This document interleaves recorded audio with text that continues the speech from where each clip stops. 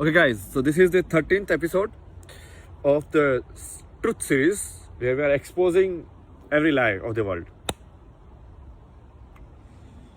Okay, so today I want to add a more something which is related to people, basically my identity or my place I grew up in. So it's like India, right?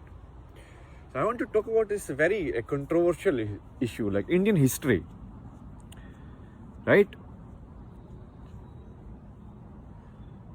Like all of these people, Ram, Krishna, were they there? Were they not there? Is it mythology? How much is fiction? How much is real? Is it all fiction?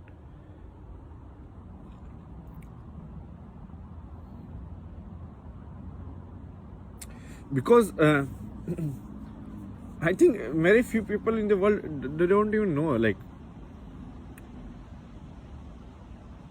or maybe it is deliberately put it like that. Who knows? Ignorance and ill intention, I feel like both are in the same category only. Why are you ignored?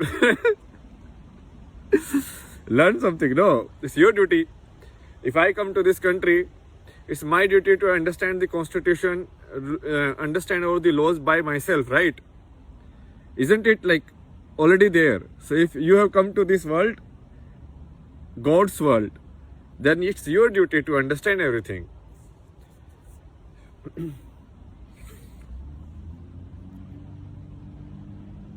So before answering that question,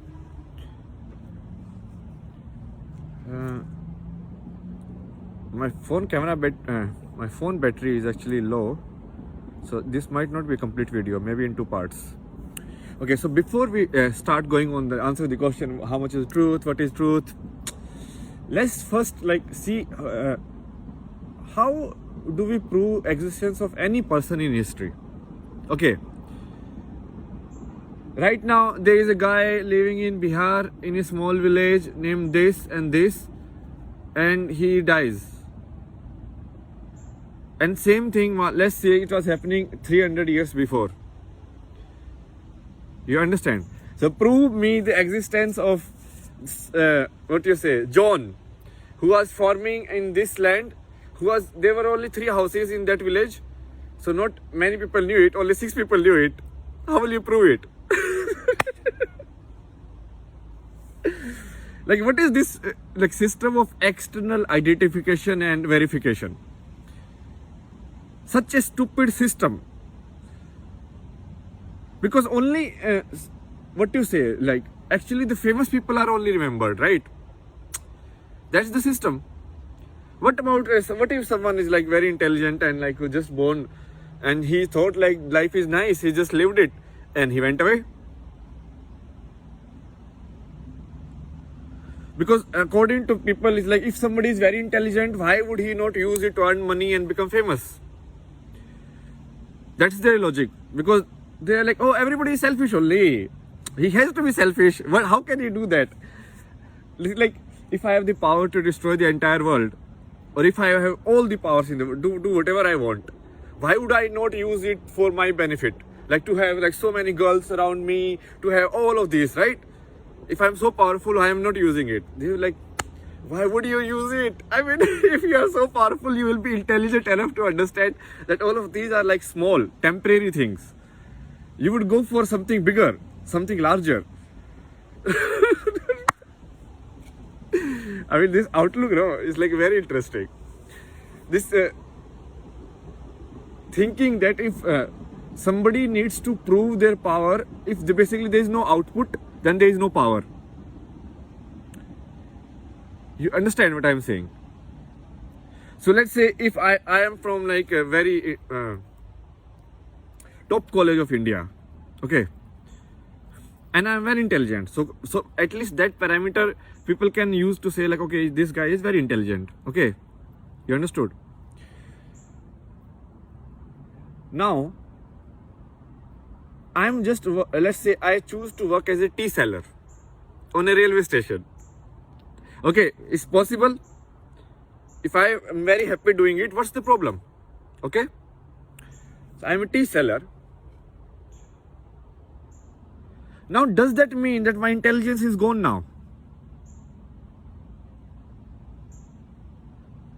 Does that mean that? Why do like, what you say? It has to be proved by output, right?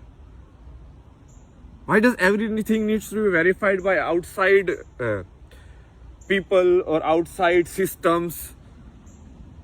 Why?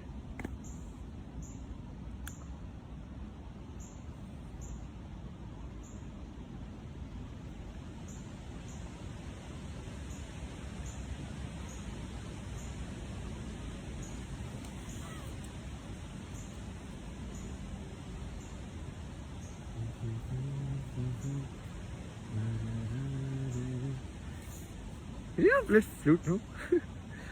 Let's play now.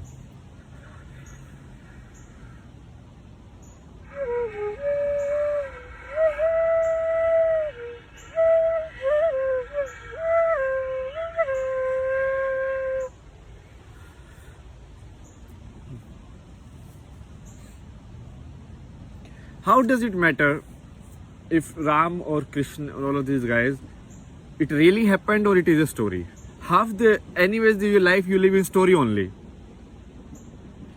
Person living in India has never been to USA, but he knows everything about USA. Oh, this is like that, this is like that. What is all of that? That is story only. Whatever he has been written in books, that guy is reading, right? How do you know right now I'm in Canada? Do you think this tree cannot be anywhere? This can be a Bollywood set also, right? So it's a story I'm telling you.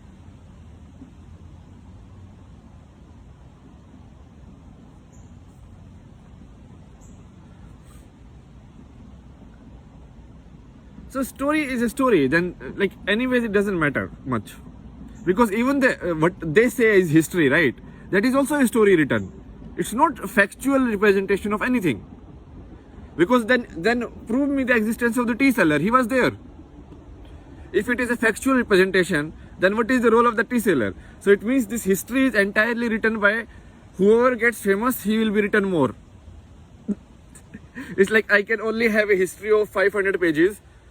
If you have history that have include everyone, like all the data I need. Like if Jesus was there, like who was the father, who was around him, who was making bread, I need the character of that person also. Everyone I need.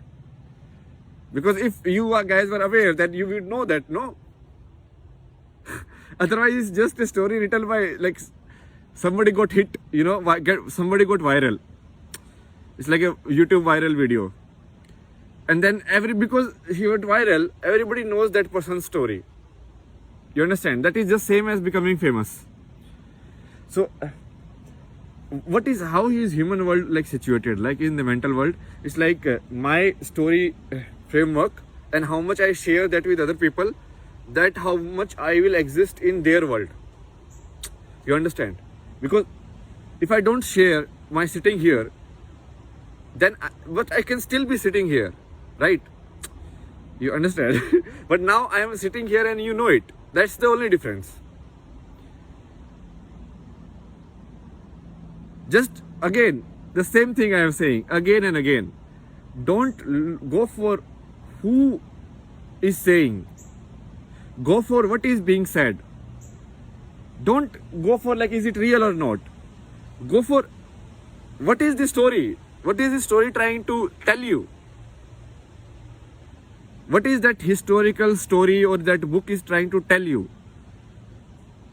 How does it matter? Is it a principle of thought or is it a real like physical like thing? You understand? Okay. I'll see you in the next video.